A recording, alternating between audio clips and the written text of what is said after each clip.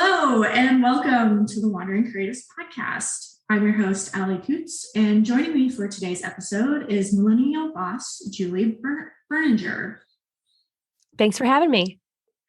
Thank you so much for joining me. I'm super excited to have you on the podcast. And Millennial Boss is Julie's blog, which in a way led you to starting your own business of selling printables on Etsy. And then you also founded Gold City Ventures, which includes the printables that you make. So there's like a template shop, and you also have a ton of educational content on there about Etsy in general, and then also how to start selling printables. So you've really been able to kind of take your experience with Etsy and with selling printables and turn it into this amazing business.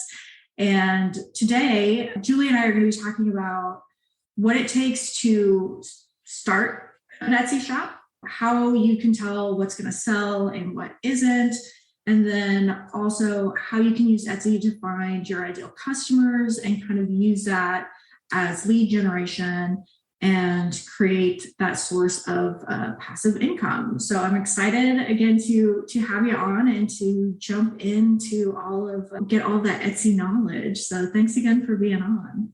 Thank you. So to kick things off, can you tell us a little bit about kind of how you got started with printables? Sure. So I guess it goes back to when I started the Millennial Boss blog, and my husband and I were in $100,000 of debt combined.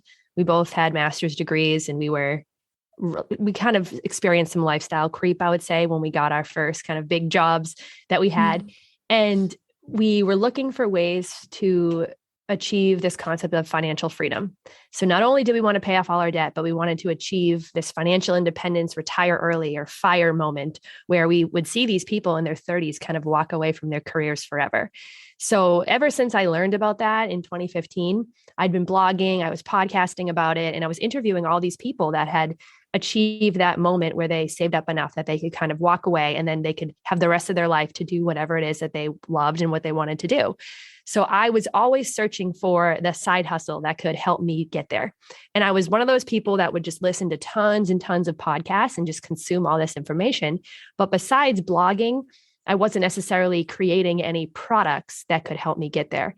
But one day I was listening to a podcast about selling on Etsy, and I just decided I'm going to make an Etsy shop.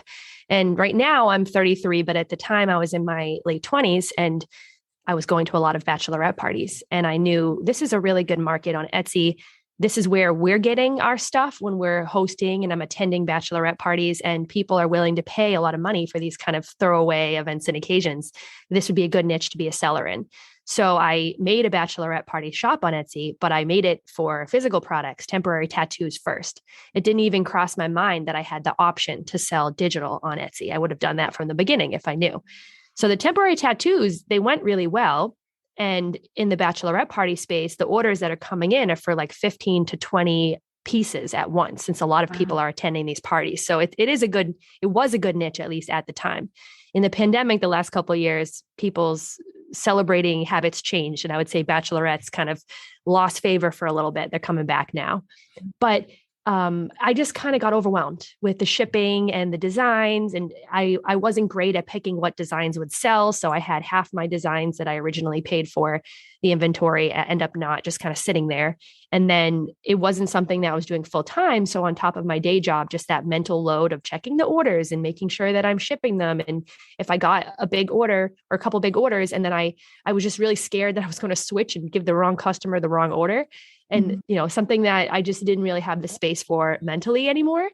I learned about the concept of selling printables. And then I started selling bachelorette party printables and took down all of my physical products, and I never looked back. That's amazing. And also bachelorette parties is something like making printables for bachelorette parties would never cross my mind.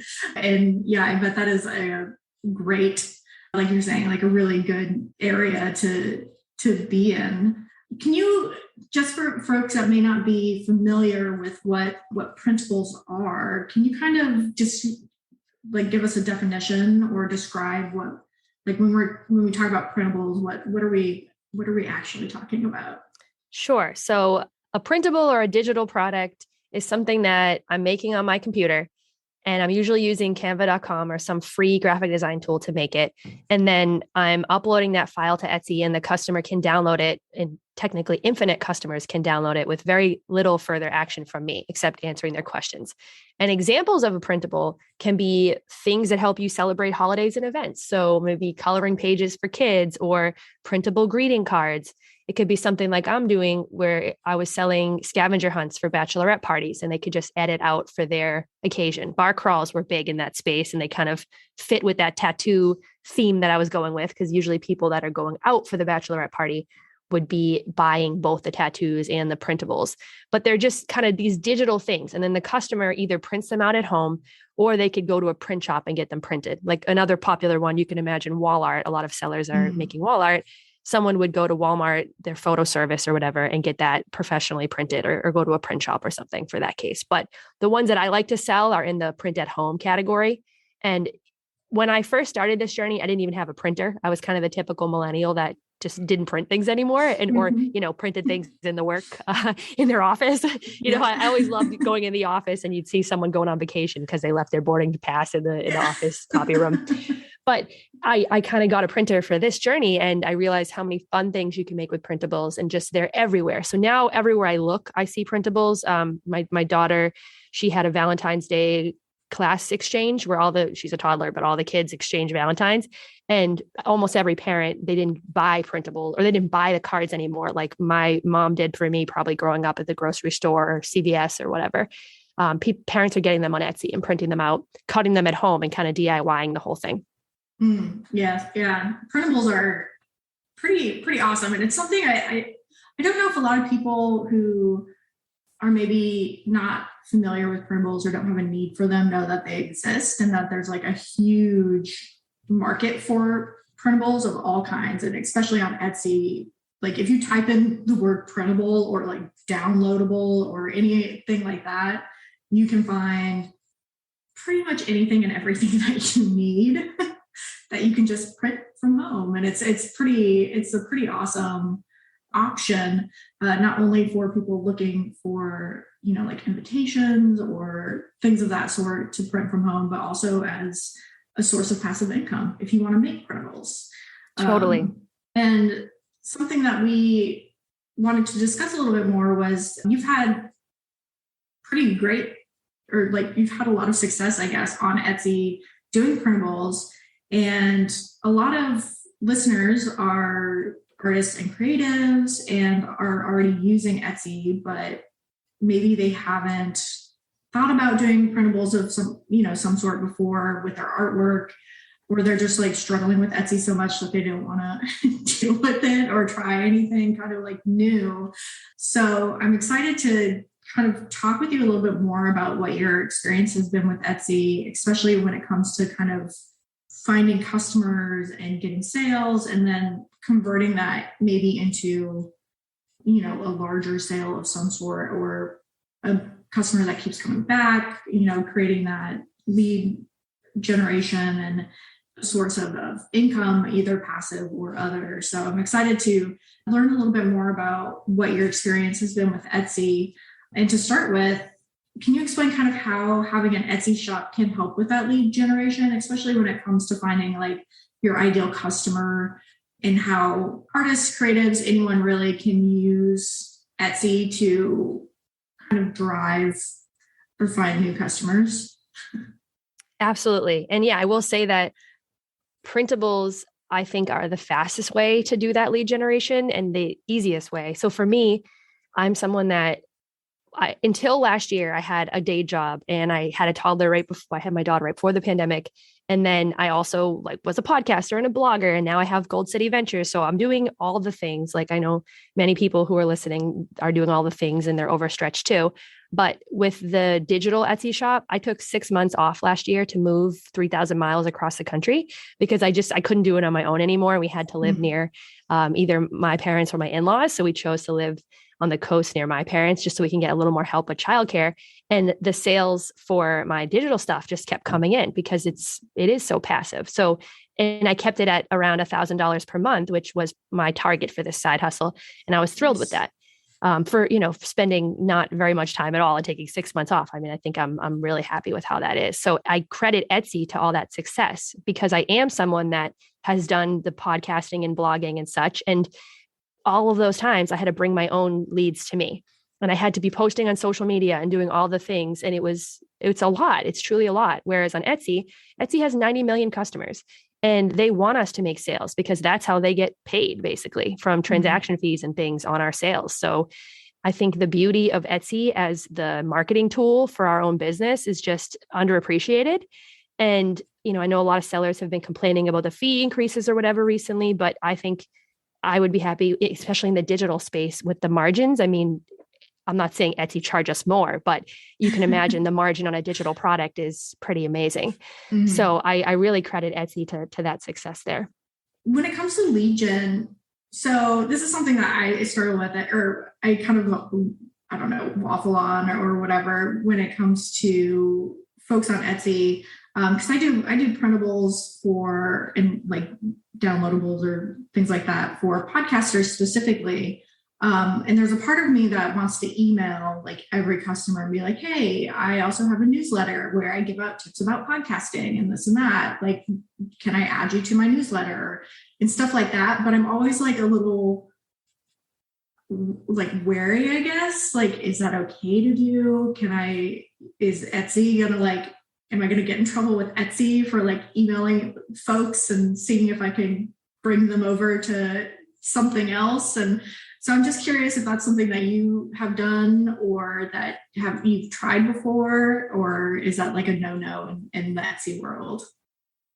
So I have used Etsy as lead generation and can definitely share that. And I have my shop, The Swag Elephant, but I also have a business, Gold City Ventures, and my business partner and I have a shared shop, Gold City Templates, where we basically attract our kind of ideal customer who would be interested in purchasing something from Gold City Ventures through that. But I will tell you, you cannot email the customers directly from Etsy, even if they're providing you the email addresses. That's not allowed from Etsy, but also just in general, and at least in the US, definitely not allowed. But what you can do is incentivize your customer to opt in to your marketing newsletter in whatever way. And some people like to use a discount approach, like join my newsletter and get a discount. I wouldn't necessarily do that. A freebie, some other valuable resource. I've seen someone do like a customer hub where they get access to cool things that somebody that is buying that product might like, particularly in the planner space. I know Michelle Rohr, who's kind of someone that does what I do, but for planners, she's recommended that her students create that sort of customer hub about planners planner people love the idea as part of their purchase. They get access to this free thing, but really it allows the seller to capture their email address and continue to market to them. But this has to be opt-in.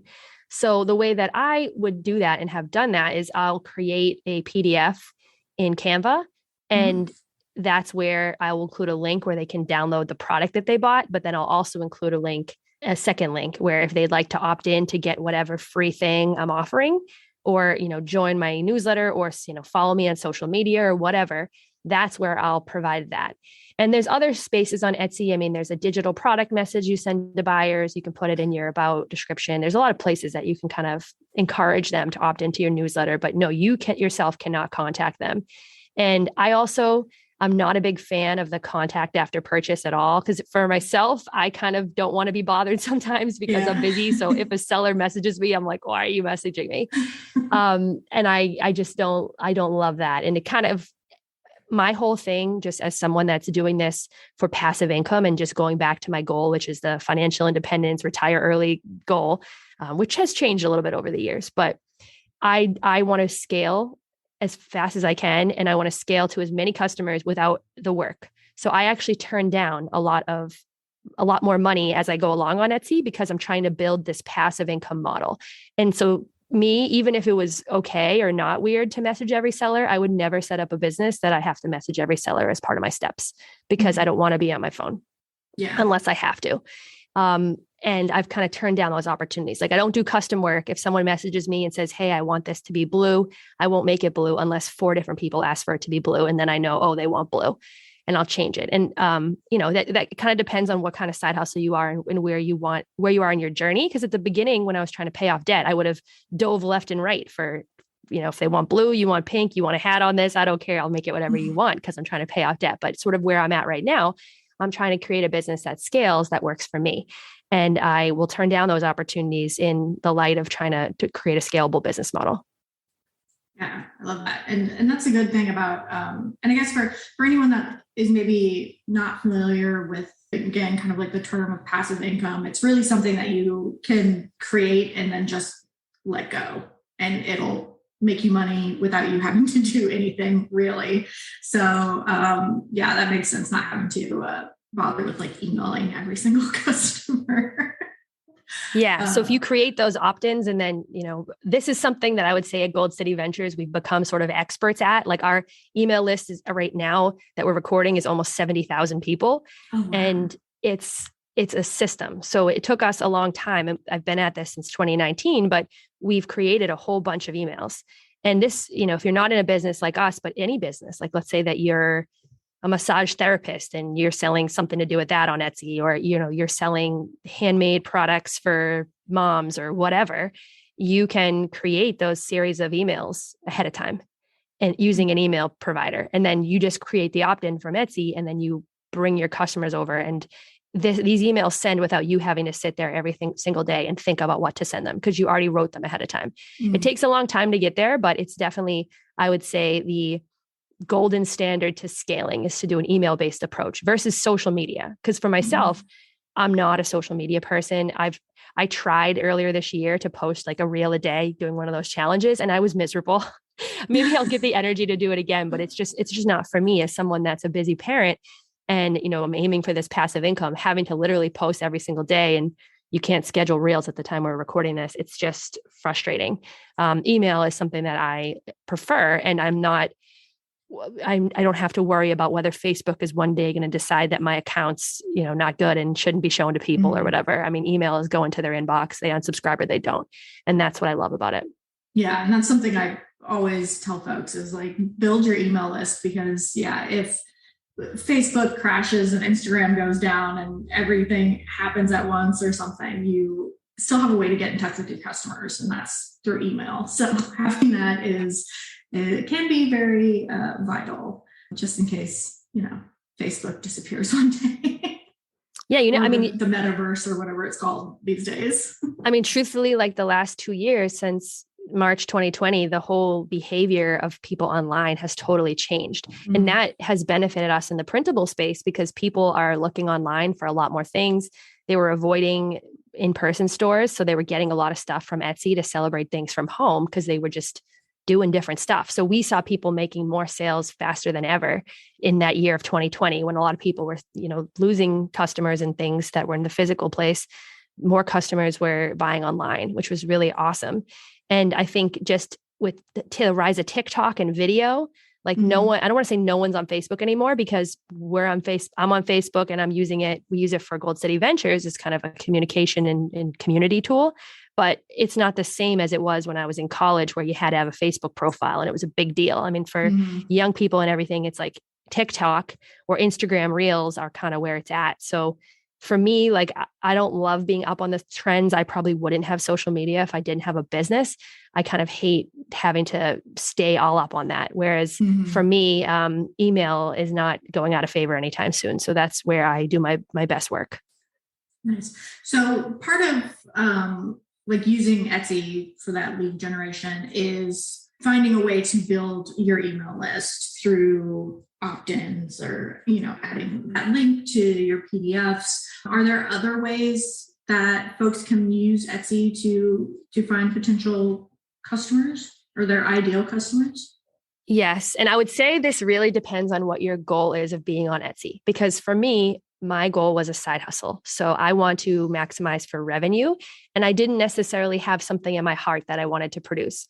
But at the same time that I started my shop, I had a friend who was my podcast co-host at the time, and she is amazing at making stained glass. That's where her heart's at. And she said, oh, well, I'm going to sell patterns for stained glass. So some of her best coolest things that she makes, she was selling patterns for them. And as you can imagine, the demand for bachelorette at that time was much higher than the demand for stained glass patterns. Mm-hmm. Now, some of those crafty patterns actually have taken off in recent years now that people are doing more things at home. And there was kind of that re-interest in the DIY and home crafting that happened since 2020. But the point of me saying this is that if you're doing this for lead gen and you're trying to maximize how many customers you can get and maximize revenue, you have to go after what's trending and what's in demand. And often that doesn't match up with what's in your heart and what you like to make. And as a lot of Etsy sellers, they have their craft that they absolutely love, and they're producing these beautiful things that are handmade and one of a kind, but they're not necessarily reflective of what people are looking for. And maybe even if you do something that's kind of reflective of the demand, it can be seen kind of as bad, like not like a sellout, but like that's kind of the vibe. Whereas for my particular brand, and particularly being a busy mom, I need to make money when I'm spending time doing something. That's it, period. I can't be spending all this time on the computer and it's not necessarily bringing in any value. If I wanted to just have me time, I'd go for a walk. When I sit down on my computer, like I'm trying to make money. So in that aspect, I really use keyword research tools, and I spend tons of time before I even make a product, figuring out what the product is, what search volume is for it, what it should look like. Like, oh, people love gnomes. There's got to be gnomes on that thing. Or, people are looking for this particular thing, or other sellers haven't realized that actually people are searching for this particular graphic that they want to see on it. I put all that research into it before I even get down to sit down and make the thing. So that's really part of it. When you mentioned like, what else should I say about lead gen? It's that you have to make sure that there's enough leads looking for the thing that you're even putting out there. So you mentioned keyword research tools. Like I know one way to do this is we'll use gnomes, I guess, since that's what you said earlier. So like if I want to know how often or what products are already out there that have gnomes on them or are doing well on Etsy, I can just do like a general search in Etsy for gnomes and see what pops up, and then kind of look at those listings for other keywords and kind of do that as a little bit of research. But like, is that the best? Have you found that that's like the best way to do keyword research, or do you use other tools to do that? So I regularly use about 4 or 5 tools for keyword research. And some of it is looking at just trends in general. So I'll give you like 2 examples. Trends.google.com. You can type in different things and change the settings, and you could see like, oh, what's rising in the last 7 days on Google for people looking for stuff. It's not Etsy, but if 1 million people are looking for gnome sweaters or whatever, that will just give you an indicator of like, oh, like gnomes are hot right now, and not just gnomes, like gnomes on a sweater, because we're trying to get as detailed as possible for what someone's searching for, and in trends. And then another one, a lot of us in the space pick some sort of business intelligence tool for Etsy. And the one that we like to use at Gold City Ventures is eRank. And the course that we have, we go through a whole module about how to do this, but just a hot tip for people is you're just typing different things into the keyword explorer in eRank and then trying to see what has high search volume and low competition. And sometimes other sellers haven't even realized that that's what people are looking for yet, because a lot of sellers, they're good at the handmade side, but they're not necessarily business savvy or keyword research savvy. And as someone that I wasn't good at the handmade side, like I'm so jealous of people that can make beautiful things. Like my crafts look like my daughter made them. I'm just not, and she makes beautiful crafts. I hang all of them on the fridge, but it's just not my skill set in life, but I am good at the business and the keyword side. So like, for example, I found that something in my shop, people wanted golf. It was like a certain product, and then they wanted a golf version. And none of the other sellers I saw on Etsy knew that. So I made a golf version and started making sales. And people think, oh, like you're a graphic designer. I'm actually really not a graphic designer at all. But if you're one of the only people to realize that someone wanted this, there's not many choices for the customer. That's what they're going to go for. So that's where the beauty of keyword research can really come in, and it can help you spot those products that are kind of underserved in the market. There's less competition for them, or maybe there's tons of competition, but the volume is so high that you're going to get a piece of a giant pie. So that's where I really recommend people spend their time, and particularly sellers that are kind of spinning their wheels or they feel like they're not getting anywhere on Etsy. I find that they're not doing this work up front. They're kind of doing the product first and then trying to make it sell. Whereas I think you should see what sells and then make the product. Yeah, that's amazing advice. The trends.google.com and eRank. I've used eRank before as well, and that's a really good one. And especially I'm thinking about like artists and creatives and stuff like that. Like if I'm trying to, if they're selling stickers or paintings or something like that, they can use these tools to kind of do some research to see how well like a specific, or what's the most common like word that's searched for with sticker, like elephant sticker or gnome sticker or whatever, and can use that to kind of judge maybe what type of stickers they should be creating or which ones they should put on there. But then they could also use that if they wanted to go into like the printable realm to do like coloring book pages or something like that are also associated with those like top terms that are coming up in the trends. So that's kind of a way that creatives might be able to use this type of information as well. Yeah, totally. And even if you don't want to change the content, like let's say that you make paintings or art or whatever, sometimes it's just how that is packaged for the customer. So, and you can use keyword research, but all of this stuff is just playing out in real life too. Like when you're shopping and when you're looking on Pinterest or you're watching Home and Garden Network, when you see people put stuff up on their wall right now, are they putting up single pictures? No, like we're seeing gallery walls. That's super popular, where it's like collection of 6 paintings, or it's a 3-piece wall art. I just bought some for my house of like 3 pieces. So if you do paintings and you're selling individual paintings, it might not be your paintings that are the problem. It might be that people just want 3 that match. Maybe you already have 3 that match. Maybe it's just like figuring out which 3 can go together and photographing them together. So that's kind of what either keyword research can tell you that, or I've seen some people, they hate keyword research, but they're just trendy people and they just know what's up in terms of what people want.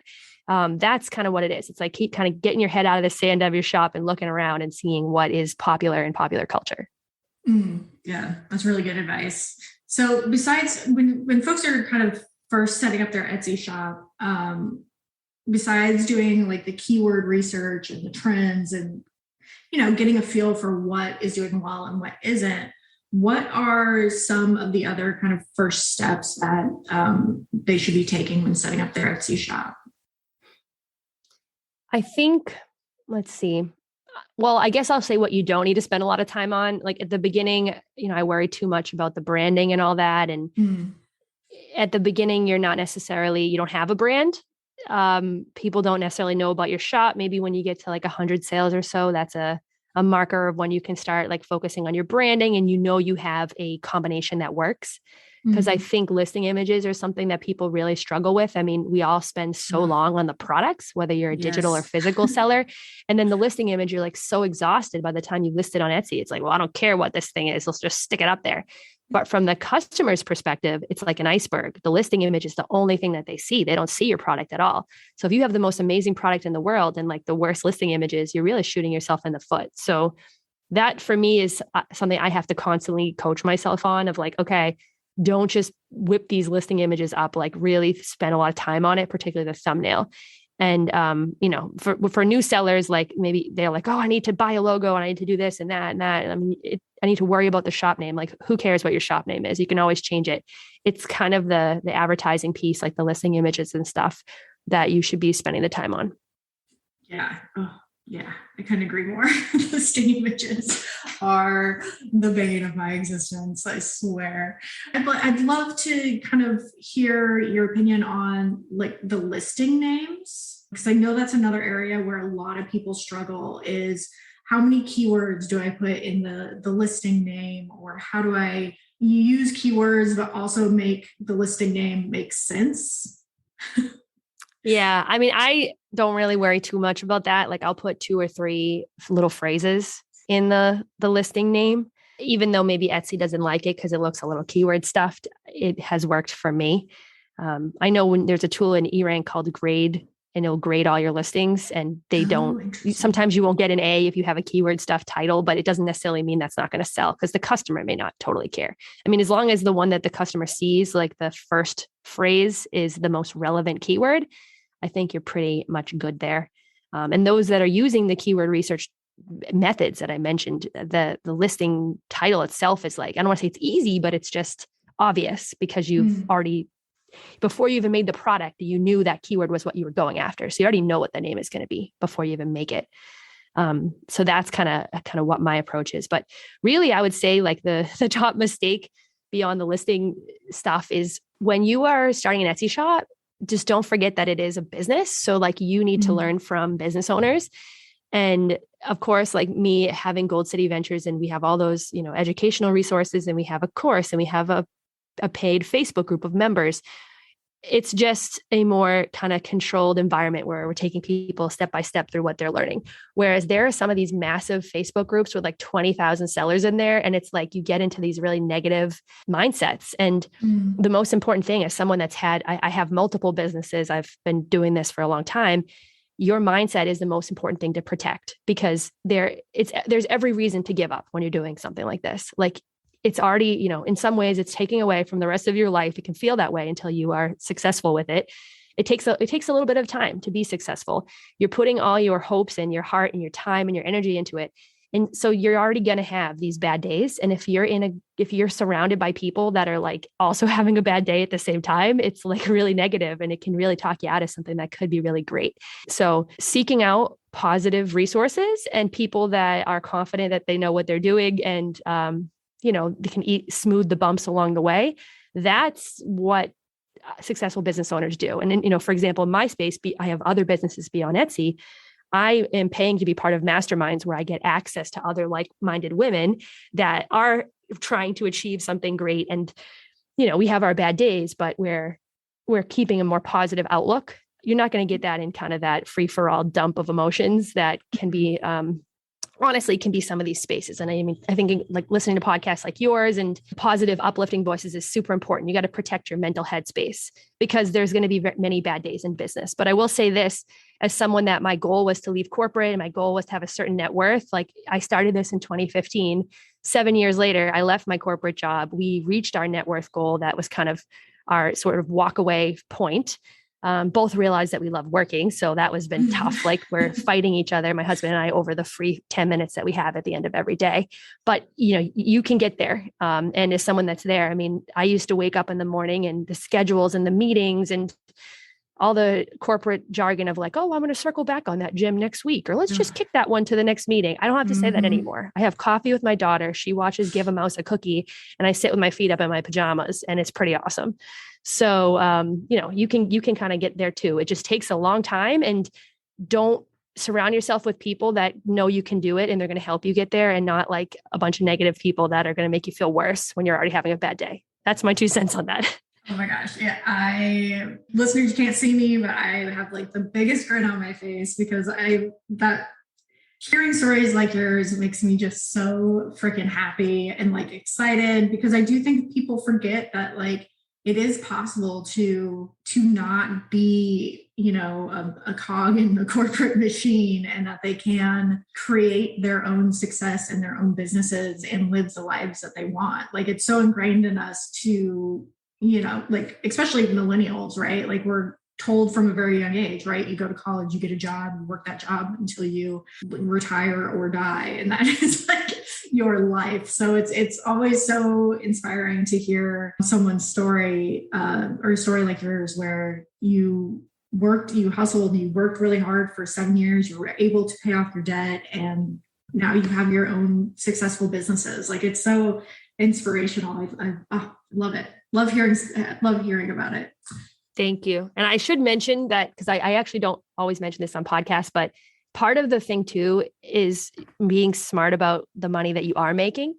And I always, when I was working in corporate, treated my side hustles as investment, like funding my investments, because it's a lot of people, they'll just make the money and it's coming in every month. But like also while you're learning about this, if you can learn about investing at the same time, you can take the money coming from Etsy, if you can find a way to kind of scale back or afford to treat that as an investment fodder. But that's something that I've done for a long time. And that's another reason why I can do like more now in my 30s and be more free. It's because I've been investing and I learned about this years ago. I knew nothing about it. We were in debt. We didn't know what we were doing, but it's something that, might be worth sellers educating themselves on. And, for me, I'm limited sort of in a little bit of what I can do just with my season of life. But, if you are someone that you don't have kids or whatever, I mean, my business partner, he has been 100 places in the last month. He spent October on the Greek islands.